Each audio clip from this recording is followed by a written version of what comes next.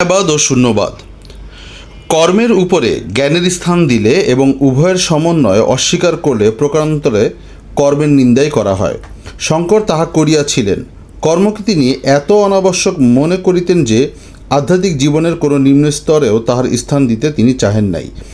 জ্ঞানের জন্য দেহ মন পবিত্র করিতে ধর্মের বিহিত ধর্ম সহায়তা করিতে পারে এবং সেই দিক দিয়ে একটা প্রয়োজন কর্মের আছে, তাহাও তিনি স্বীকার করেন নাই। বেদান্তের প্রথম সূত্রের ব্যাখ্যাতেই তাহার মত স্পষ্ট হইয়া পড়িয়াছে। অথাত ব্রহ্ম জিজ্ঞাসা, অতপর ব্রহ্ম জিজ্ঞাসা করিতে হয়, এই প্রথম সূত্র। প্রশ্ন উঠিল, অতঃপর অর্থ কি, কাহার পর? অনেকে বলিয়াছেন কর্মানুষ্ঠানের এবং কর্মজ্ঞানের পর।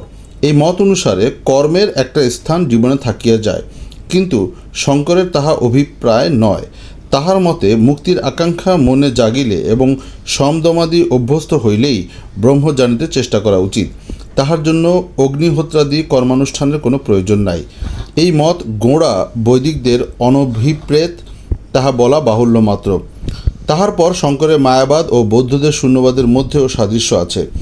শূন্যবাদে সমস্তই শূন্য, স্থায়ী সত্তা কিছুই নাই।